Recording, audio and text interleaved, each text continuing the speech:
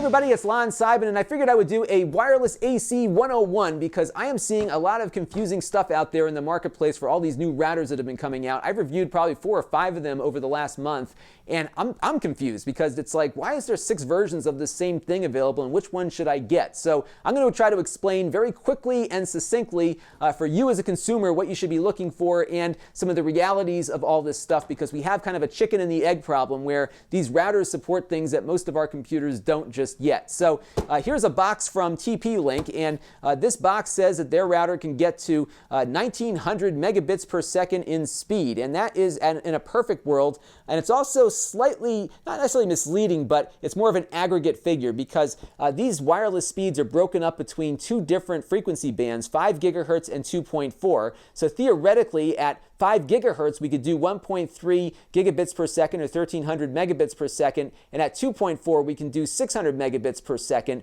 for a grand total of this. But that again is not something you'll be able to get simultaneously. And the way these work, this wireless AC thing, is that they're allowing these computers to transmit over a single frequency with a bunch of different channels that they kind of bond together. So before, you'd have a single wireless device connecting to a router with a single channel. Now these devices are connecting with multiple channels and basically aggregating that data over those 3 channels or 2 channels or whatever it supports to get faster speeds. So it does work. You're certainly not going to get the 1.3 gigabits per second that they are advertising on here. When we had these two talk to each other, we were getting like 600 or 700 megabits per second, so about half of what they claim you'll get. Now the other problem though is that most of our devices don't actually support these AC speeds. So let me give you an example here. We've got a MacBook Air from about 2 or 3 years ago, a MacBook Pro Retina here on the bottom from about the same length, the same period of time, and this Dell, which is brand new. None of these can actually support these routers at their full speed. The Dell comes closest because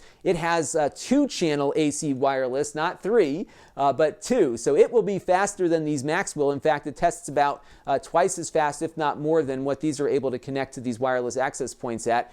This iPad Air 2 also has AC wireless, but again, only 2 channels, not 3. So it's 2x2, 2x2, and these are 3x3.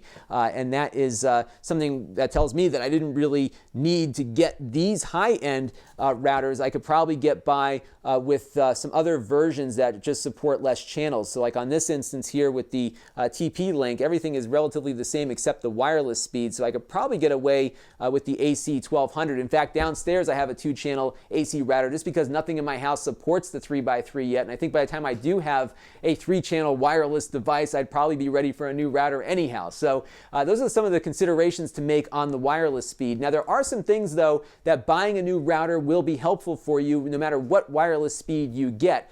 The first is that if you have a really old router, the chances are you might actually see some greater speed. So look at my little MacBook here. You can see that I can connect to one of my routers at 5 gigahertz. And when I first got my Mac here, I only had a 2 gigahertz router. Moving up to 5 gigahertz doesn't necessarily make it all that much faster given what it has for wireless on board. Maybe a little bit faster, but it's operating at a band with less interference because there's less stuff out there that is running at 5 gigahertz. If your neighbors have a Wi-Fi access point, chances are it's 2.4 and not 5. So you have less interference. The band behaves a little bit differently at 5 gigahertz and 2.4. So it's a little bit more of a reliable connection. And even though this Mac doesn't support the AC wireless that these 2 routers do, it still can talk to them and get a better connection even though it's not supporting the latest and greatest wireless technology. And that's what's great about these routers, is that they're always backwards compatible. So you can go back even to a device made 10 or 15 years ago will still work with these routers just like it did with the routers that were around when those devices were made. So that's pretty handy. Another big thing is to look for a Gigabit Ethernet on your router. And the reason is that our inbound connections from the cable company and other internet service providers is getting faster and faster. And we're getting to a point where you could actually hit a mark where the cable company is providing you internet faster than your router can ingest it at. And I had this problem when my cable company upgraded me from 50 megabits per second to 100 megabits per second. My router only took 100 megabit Ethernet, and I was really not as fast as I could be. When I upgraded to a router that had gigabit for its inbound internet connection, my speed actually went up by 20 megabits per second because my 100 megabit connection on the old router was only doing about 80. So it gives you an idea that if you have some extra room there for the bandwidth, you'll be able to get the full speed that your cable company is offering to you. The other thing to look for are some of the faster processors on these new routers. Almost all of them that I've looked at have much faster dual-core processors, or even better than that. They're starting to employ a lot of the high-performance ARM processors that we're seeing in tablets and other little portable computers that are really powerful little devices, and that will help your network, especially if you've got a family that watches a lot of video, plays a lot of games. You know, when you have a lot of people hitting your network, even though you may not be saturating the bandwidth, there's so many data packets flowing through your network that these routers can actually process the data faster so that there's less lag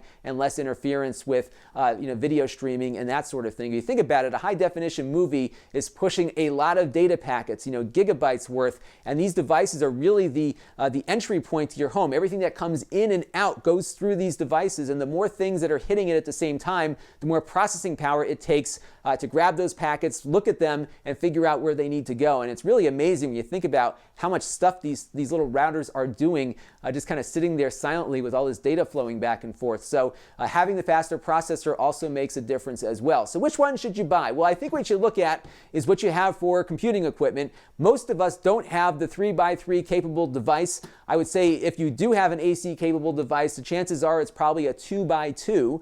So you could probably get by with something a little bit less than the top of the line. You'll save yourself a little bit of money. And in the case of the TP-Link thing here, I mean, we're seeing pretty much all of the same features on the lower devices, except the fact that the wireless speeds are a little bit less. But again, you're not really going to see that much of a difference with wireless because your device doesn't support it anyhow. So I think those are some things to look for. So, if you know you've got the 3x3 wireless, definitely go for the Gusto, but I think you can get by with something a little bit less than the top one, because if that processor speed is there and you have the Gigabit Ethernet, you should do pretty well as well. So I hope that kind of explains where things are at the moment, because I've been confused. It's actually taken me a number of takes to try to explain this without going off into the weeds. So I'd love to hear what you thought of this, if this was helpful, and if there's more things I should cover or maybe things that I missed, let me know in the comments below, and I'd be happy to do some more on this topic. This is Lon.TV. Thanks for watching.